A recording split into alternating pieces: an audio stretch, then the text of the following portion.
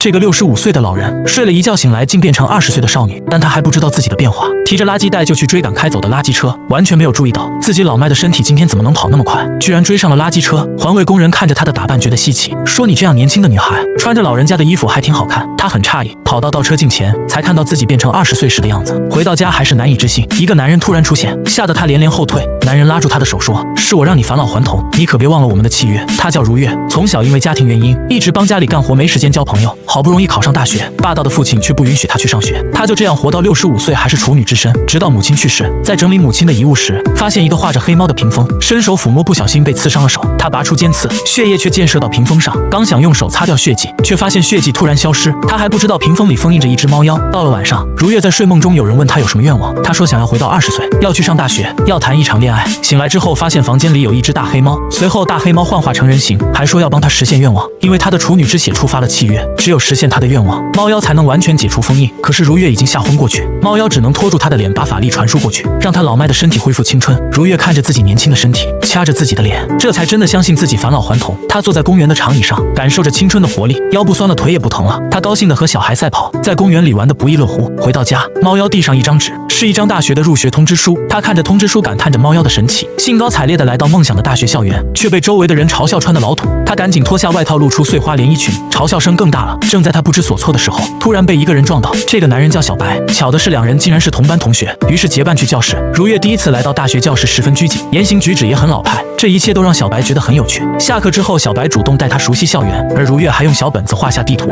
两人结伴而行的画面看上去非常和谐。但身后的女校霸看到这一幕很生气，她一直喜欢着小白，她决定要给新来的女同学一点颜色看看。这个看上去年轻，实际上已经65岁的女人第一次来到 KTV， 从来没有在人前唱过歌的她坐立不安。女校霸故意把点歌机递给她，实际上别有用心，她拿着点歌机一脸茫然，想找人问却没人理她，只能自己研究起来。就在这时，音乐突然停止，所有人都回头看着她。女校霸的2名小跟班指责她为什么切歌，而女校霸此时充当好人，及时解围，随后找借口去了卫生间。觉得自己破坏了气氛的如月非常不安，实际上是2名小跟班故意切歌让她难堪。不知情的如月找到女校霸向她道歉，女校霸也不装了。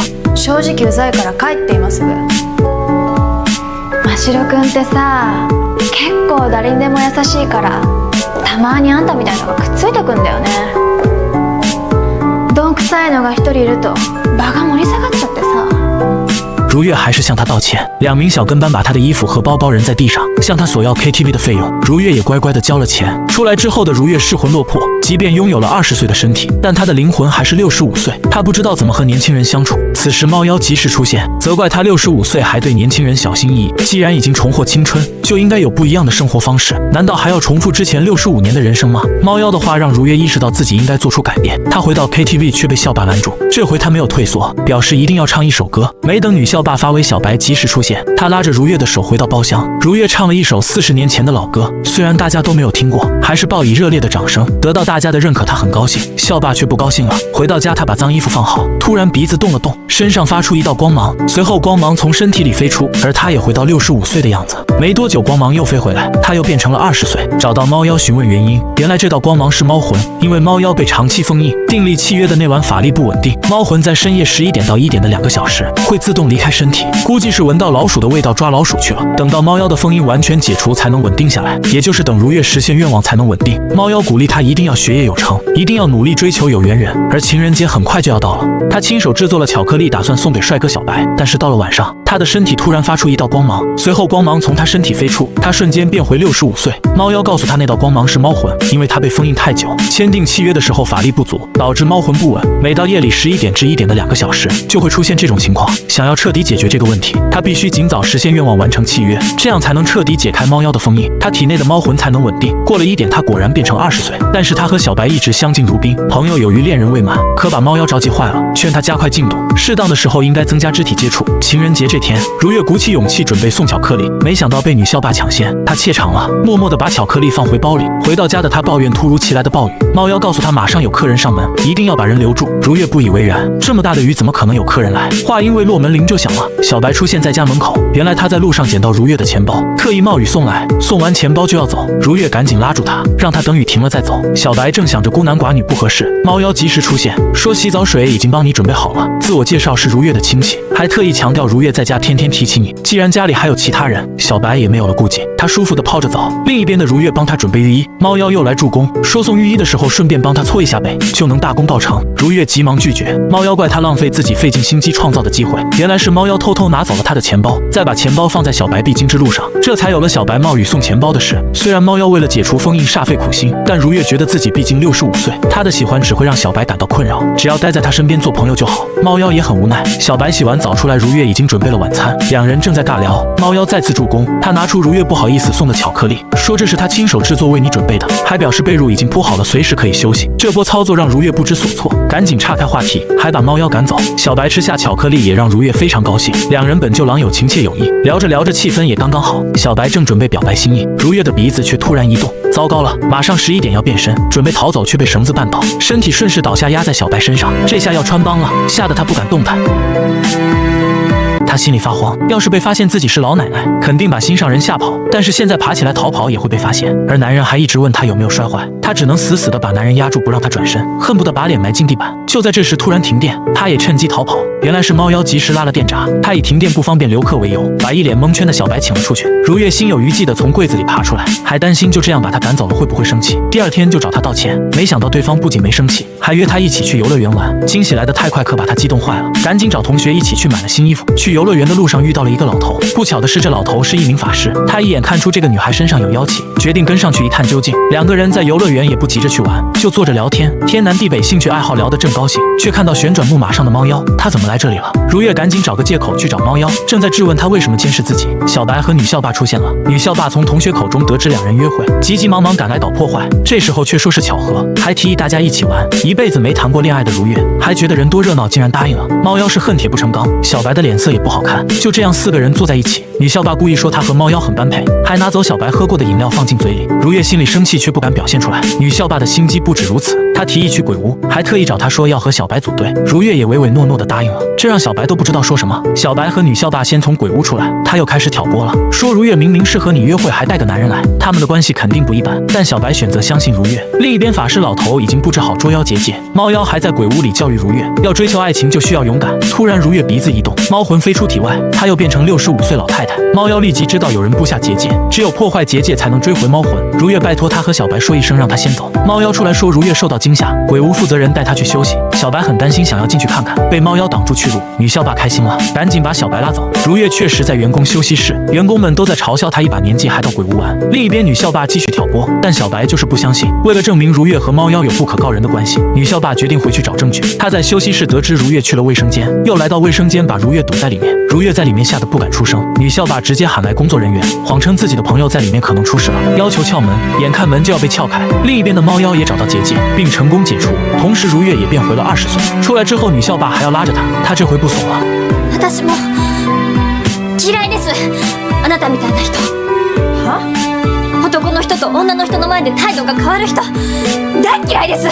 说完赶紧跑，女校霸也追了出去，在外面遇到不放心回来的小白，女校霸还想挑拨，小白却拉起如月的手，表示要单独约会，不让女校霸跟着。他们来到摩天轮，小白终于向她表白，他希望可以和如月认真的交往。65年来，如月第一次开始了恋爱。回到家，他很激动地把这件事告诉猫妖，猫妖也很高兴，终于距离完成契约近了一步。此时门铃响了，降妖伏魔的法师在开门的瞬间偷袭了猫妖。好在猫妖法力高强，很快把他制服，双方这才进行了友好的交流。得知猫妖不是蛊惑人心、无恶不作的恶妖，法师也安心的离开了。但如月却很担心，他是65岁的秘密被第3人知道了，必须加快进度完成契约。于是他把亲手制作的笔袋送给小白，并向他表达自己的心意。真白君のこと、他の誰よりもちゃんと好きですから、これからもずっと。两人紧紧拥抱在一起。回到家，猫妖告诉他，屏风其实是一对，另一个屏风里封印着他的未婚妻。如果他完成契约，未婚妻或许也能解除封印。此时如月收到短信，小白家的狗生宝宝了，邀请他去看。如月来到小白家，两人正在查看小狗的时候，一个东西突然跳动起来，随后自行打开，一个白衣女子躺在地上，两人都很惊讶。白衣女人缓缓站起，伸个懒腰，女人双目发出光芒，小白瞬间倒地，女人只是让他睡着并消除了记忆。他闻到了如月身上有猫妖的味道，于是表示要见一见自己的未婚夫。然而猫妖对未婚妻的态度冷淡，直接把他气走了。很快他们迎来了确定关系之后的第一次约会，但是小白去了厕所迟迟未归。如月在等他的时候遇到一个陌生人，男人谎称是小白的朋友，而小白已经自己上山，特意让他来带如月去找他。心思单纯的如月信以为真，两人来到山上，男人也露出了真面目，只是看他可爱想交个朋友。在如月的言辞拒绝之下，男人并没有强求，把他扔在深山老林，自己滑着雪走了。突如其来的一场风雪令他迷了路，不小心摔下山坡，好在并没有受伤。他努力地往上爬，可是爬到一半他的鼻子又动了，猫魂飞出，他变成了老奶奶。老奶奶的身体力量不足，他又滑了下去，而风雪越来越大，他也越来越虚弱。迷迷糊糊中看见一道身影，猫妖及时出现，他显出真身为如月取暖，如月也安静地睡了过去。另一边的小白也很着急，他组织了搜查队准备上山。此时他突然愣住，猫妖抱着变回20岁的如月回来了，因为猫妖救了如月，小白特意找到猫妖表示感谢。没想到突然心脏病发作，他希望猫妖不要把自己有病的事告诉如月。晚上小白发来短信说要休学一段时间，往后几天小白都没去上学，也没短信和电话，这让如月非常担心。于是来到小白家，却意外地遇到了白猫。白猫带着他到医院，为了不让如月担心，小白并没说出自己的病情，只是保证很快就能出院。家里一人两猫坐在一起，白猫还是向他说出了真相，小白的心脏病非常严重，随时可能死去。白猫已经在他脸上看到死气。黑猫为了让如月得到幸福，决定去救小白，但白猫坚决不同意，因为黑猫已经把一半的猫魂给了如月，让他返老还童。如今他自己只剩下一半猫魂，如果救小白很可能会死于法力枯竭。但黑猫却说，すみれ様を幸せにするためにいる。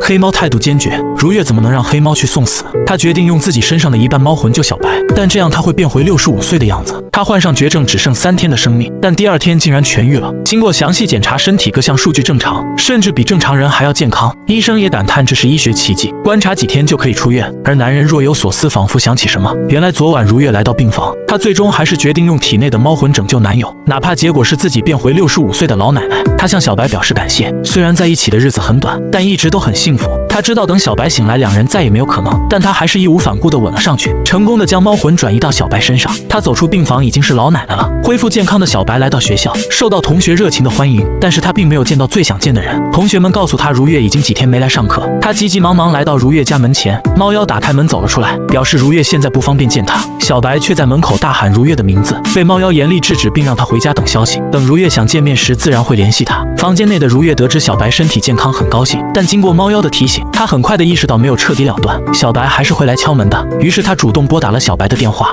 真城君と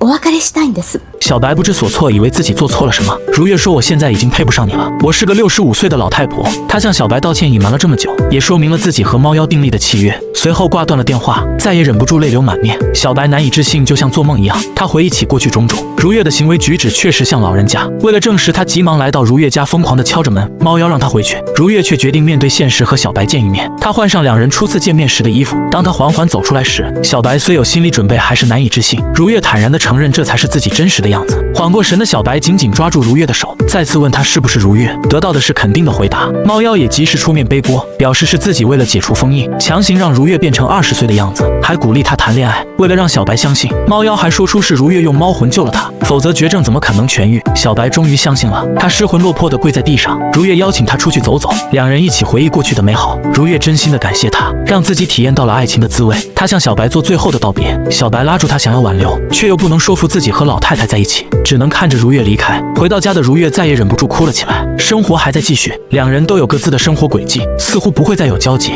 这天是如月的生日，猫妖送给她一份生日礼物。如月拆开一看，是一个漂亮的发卡，但款式适合年轻人，对于现在的自己来说并不合适。她不知道的是，猫妖已经决定用自己剩下的一半猫魂，让她再一次回到20岁，而这个发卡正是恰到好处的礼物。她告诉如月，自己一直在屏风里看着她。小时候的如月非常内向，总是隐藏自己的情绪，天天帮家里干活。她忍不住出声训诫，却把如月吓跑，之后就被收到储藏室。屏风再次打开，她看到了65岁的如月。猫妖知道这些年她还是像小时候一样与孤独为伴，什么解除封印都是假的。让如月返老还童的真正原因是想看到她的笑容，想看到她幸福的样子。样子，所以他要送给如月第2份生日礼物，是第2次返老还童。但如月并不想他用生命换取自己的青春，可他不是猫妖的对手，瞬间昏了过去。猫妖将他缓缓放下，再一次把猫魂转移到如月身上。第2天如月醒来，猫妖已经消失不见，他焦急地四处寻找，但并没有丝毫踪迹，最终还是失魂落魄地回家。白猫认为屏风还在，猫妖或许还活着。时间也来到夜里11点，如月再一次变身成为老太太，这也说明他和猫妖的契约还在生效。他带着猫妖送的发卡回到了学校，同学们也热情地欢迎他。此时小白走进了教室，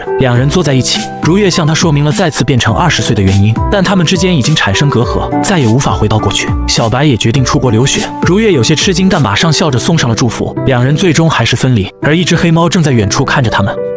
这个男人抱着一个女孩走在大街上，一阵光芒过后，女孩竟变成老太太。老太太今年已经70岁，昏睡的她并不知道自己已经变身，但男人并没有丝毫惊讶，淡定地抱着她走在大街上，就这样一路把她抱回家。他发现老太太醒了，温柔地问她是否哪里不舒服，随后把她抱进房间，帮她倒了一杯热水。老太太想要爬起来离开，男人又轻声细语地让她好好休息，如果难受就带她去医院，还帮她盖好被子，嘱咐她安心睡觉。但与男人的温柔相反，老太太的心里非常害怕，这个5年来再一次见到的前男友为什么态度转变这么大？第2天醒来，老太太已经变成25岁，打开房门看到前男友竟然坐着睡觉，难道照顾了她一整晚吗？这让如月感到愧疚，把她唤醒之后再诚恳地道歉，为了表示歉意要帮她打扫卫生，却意外地发现一个笔袋，这个笔袋是她送给男人的定情信物，没想到他还留着，这让如月的心里发慌，找了借口急急忙忙告辞离开。她把偶遇前男友的事告诉闺蜜，闺蜜认为前男友还喜欢她，让她好好把握。但如月并不认为小白对她余情未了，毕竟小白知道她实际上是70岁的老奶奶，25岁爱上70岁，她完全没有这种奢望。没想到小白又打来电话，原来如月把名片夹落在了她家，小白约她第2天见面归还。两人刚坐下没聊几句，如月突然跑了出去，她好像见到消失5年的猫妖，但追到之后发现只是一只黑猫。她试探性地叫着猫妖的名字，黑猫只是看了她一眼，随后跳出围栏离开了。追来的小白看到这一幕，告诉他自己好像知道猫妖在哪里。原来偶遇如月送他回家的那晚，小白见到猫妖从豪车上下来，进入了一栋大楼。他带着如月来到大楼的前台，恰巧遇到下楼的猫妖，但猫妖化身霸道总裁，以自己有事在身为由，让他们再约见面时间，让如月心中很不是滋味。晚上小白又约如月见面，突然一把抱住她，小白说想要重新开始。すみれの全部を受け入れるから。だから俺と結婚してください。如月虽然深爱着对方，但还是拒绝。她毕竟70岁，每晚都有2个小时会变成老奶奶，这样的自己怎么配得上小白？以她的条件，完全能找到更好的对象。她让小白忘了自己。第2天，身为电影公司员工的如月被派去为女明星买饮料，突然鼻子又开始动，冲进卫生间的瞬间，她变成老奶奶。她不知所措，明明是白天，怎么突然变身了？但工作还要继续。等她买到饮料回到公司的时候，由于工牌和长相不匹配，被门卫拦下，无奈之下只能离开。随后打电话让同事下来取，等同事来了，她又不知道怎么说。这时猫妖及时出现，把饮料转交给同事，可是这同事还要追问如月的去向。猫妖双眼放光，直接催眠她。女同事离开之后，猫妖也因为使用法术变得很虚弱。两人来到猫妖的办公室，如月问猫妖当初为什么离开。原来猫妖把剩下的猫魂给了如月之后，自己已经失去抵抗屏风封印的力量，只能选择离开。5年时间过去，和如月的契约一直没有完成，他的法力越来越弱，猫魂也越发不稳定。从今以后，他随时都可能变成老婆婆。另一边，小白的母亲已经开始为他安排相亲，作为独生子的小白也只能答应。而参加同学会的如月也从同学口中得知，明天就是小白相亲的日子。他尽力掩饰心中的失落，还是被女校霸看在眼里。如今两人已经是朋友，他劝如月不要放弃，要勇敢的去追求爱情。第2天工作中的如月心神不宁，猫妖再次找到他，希望他能想清楚，真的要放弃小白吗？今后的生活中没有他真的能幸福吗？如月低下了头，想起和小白在一起的日子，第1次合照，第1次拥抱，第1次去游乐园，第1次一起滑雪。他也明白了自己的心意，看着如月飞奔而去的身影，猫妖的表情有些复杂。另一边，小白正在相亲，如月已经来到门口，他做了几个深呼吸平复气息。就在这时，他再次变身成了老奶奶，但他自己并不知道。打开门冲了进去，先是自我介绍是小白的同学，然后勇敢地说我不想失去你。小白似乎等这句话很久，迫不及待地拉着他的手就离开了，留下了惊呆的众人。坐在出租车上，如月还很兴奋，活了70年第一次这么勇敢。小白也表示赞叹。突然看到后视镜的自己，差点吓死，这才知道刚才破坏相亲的时候是这副样子，开始手足无措，胡言乱语起来。小白握住他的手，轻声安慰。司机师傅差点被这个瓜给噎死。两人刚来到海边没多久，猫妖也带来了一个不好的消息，他的法力已经全部耗尽，如月已经无法再变年轻了，简直五雷轰顶。既然已经无法再变年轻，他觉得自己和小白彻底没戏了，准备和猫妖一起回去养老。临走时，他坦诚地对小白表达了自己的爱意，再次感谢小白带给他的一切。完全没想到小白拉住了他，说无论你是25岁还是70岁，我都会用一辈子来珍惜。随后掏出一枚戒指，把戒指戴在他的手上，两人紧紧地拥抱着。此时奇迹发生了，猫魂从远处飞来，重新回到如月身上。一阵光芒过后，他又变成了25岁。猫妖表示契约已经完成，家里的屏风瞬间化为飞灰。小白高兴坏了，紧紧地抱住如月。猫妖说从今往后再也不会发生猫魂出窍变回70岁的情况了。等两人回头，猫妖已经不见踪影，他带着白猫一起离开了，只在如月家中留下一封信。45年后，如月70岁时，他们将再次相遇。如月和小白也举行了婚礼，幸福的生活在一起。